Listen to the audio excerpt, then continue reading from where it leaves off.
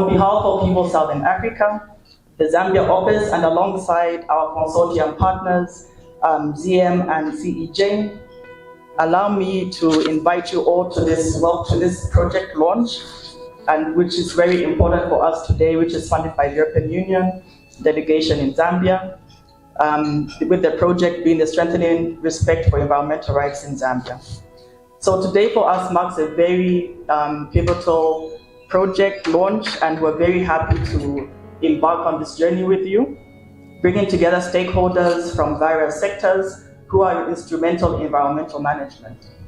The environmental rights in Zambia can be traced by referring to Article 256 of the Constitution of the Republic of Zambia, that provides for any person to cooperate with state organs and state institutions and other persons in order to, one, maintain clean, healthy, and safe environment, two, respect and protect as well as safeguard the environment, three, ensure ecologically sustainable development on the use of natural resources, and four, prevent and discontinue any acts that are harmful to the environment.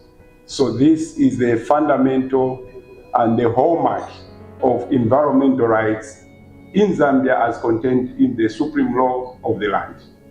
We have other provisions that guarantees rights in form of declaration, and these are contained in Section 25 of the Bill of Rights that says that the state shall recognize, first of all, the role of civil society in promoting and protecting the Bill of Rights in Zambia, and also Article 57 that provides the right to every person in Zambia to a safe, clean, and healthy environment. The project title is Strengthen Respect for Environmental Rights in Zambia. It's going to be a 3-year project that will be started this year up to 2027, thereabout. It will be implemented in the districts which are there: Lusaka, Kabwe, Serenje, Sinazongwe, Kitwe, and Mvulira. But of course, it's going to cut across other emerging areas that will come out. If, for instance, a district which is not there, there's an environmental issue that has happened. Obviously, we may still get to go there and get the gist of it. So we have specific outcomes which the project wants to achieve throughout the duration. We intend to have engagements with right holders. The right holders here are individuals, community members, traditional leaders, paralegals, community-based organizations, faith-based organizations, and various CSOs that are present in this room. We value and understand the experience that you have in engaging with various script bearers, with government agencies, with building networks, which we also want to tap into, or which we want to tap into the network, so that we are able to together bring about a cadre of citizens who are able to exercise their environmental rights. So we are all here gathered so that we start building networks and signages, linkages, which we can all foster together and make a cluster that can help us to demand for these rights from different government agencies, from different various stakeholders. Now, the environmental knowledge that's going to be imparted is one that will make our community members, we call them right holders, to be able to exercise their rights on their own, other than having us civil society organizations always speaking on their behalf, but to empower them to have that capacity for them to speak on their own. I wish to express sincere appreciation to the European Union Delegation to Zambia for their invaluable support in making this project a reality. Their commitment to fostering positive change and advancing environmental rights is commendable, and we're privileged to have them as a partner in this endeavor. I would also like to acknowledge the collaborative efforts of Hivos, the Center for Environment Justice, CEJ, the Zambia Institute for Environmental Management, ZIEM, through which the project was envisioned and designed, and I am confident that our collective expertise will drive the project to its success over the next 3 years. Exactly 2 weeks ago, the Honorable Minister Nzovu and representatives from many institutions and also the President Chilema, we met in Kitwe for a European Union Zambia Business Forum on growing copper industry and through green value chains. We discussed about sustainable and green investments, how to boost value addition, manufacturing and development of industries related to the mining. But very importantly, how to do it in a very environmental and social way, having standards that are responsible for with government regulations that ensure the new investments will bring benefit to communities and people involved. In Europe, the European Council approved last month a corporate sustainability due diligence directive. This directive brings a legal liability for companies relating to environmental and human rights violations within their supply chains. These new due diligence requirements apply not only to the direct actions of the companies, but also to their subsidiaries and supply chains, also outside the European Union.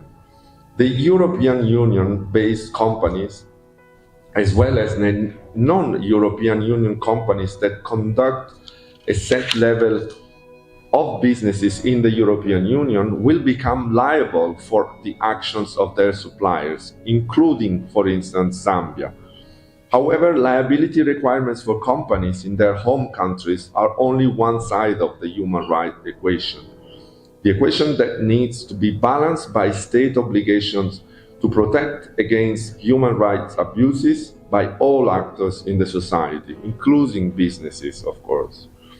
The government has the responsibility to put in place laws, policies, and practices to prevent, investigate, prosecute human rights abuses associated with businesses' operations, to set clear expectations for businesses, to respect human rights and make sure that victims of human rights violations are provided with effective access to redress and compensation.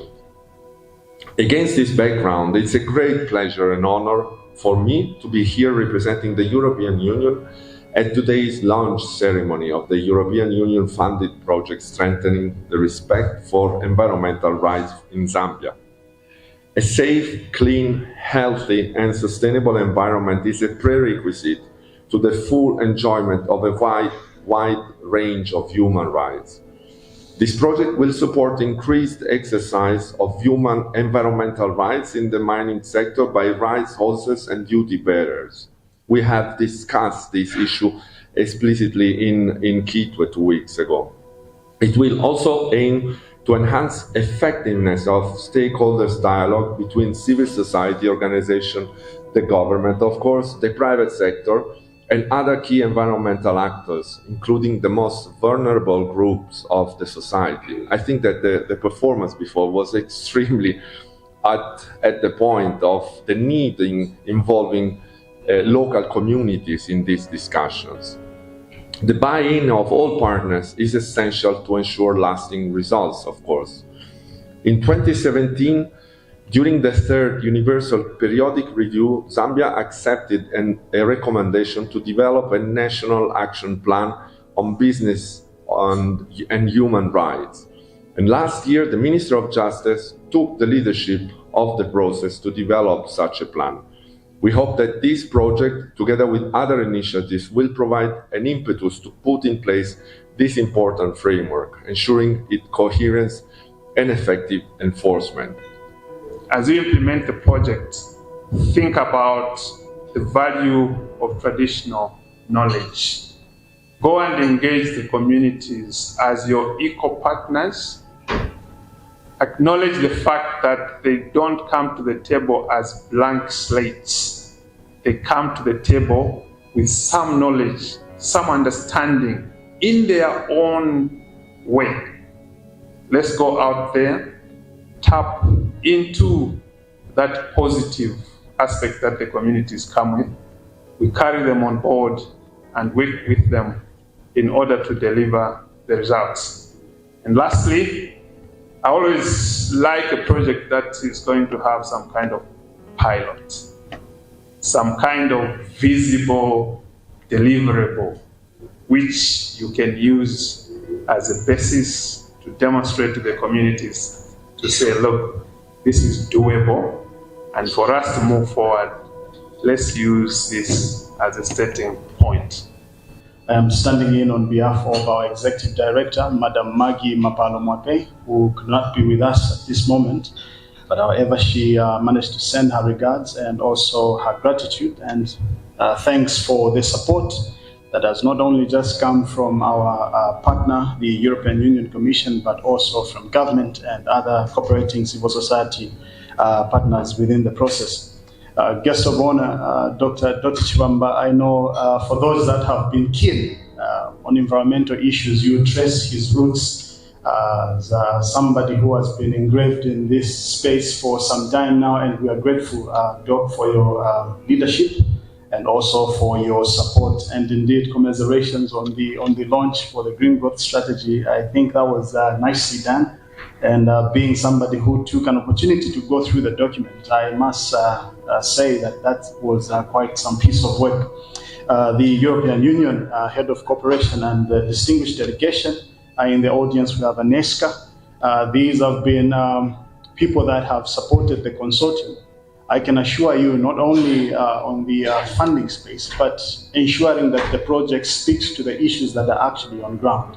When we were developing this project with our colleagues from Hivos and ZIEM, there was a challenge that we were given when we were responding to the call. Looking at how the EU had, put out the call, they wanted institutions that will speak to issues that are responding to people's needs and not just an idea of fulfilling a project implementation. And we tried our level best. It was a learning process. And we are grateful that the consortium's proposal was picked on behalf of the Zambian communities. Guest of honor, I would like to express my heartfelt gratitude to each and every stakeholder represented in this room. There are so many projects being implemented by partners in this audience. And we are grateful that government, I can assure you, if you've worked with the Ministry of Green Economy and any other ministry, they have this open door policy for me, which has proved to be effective.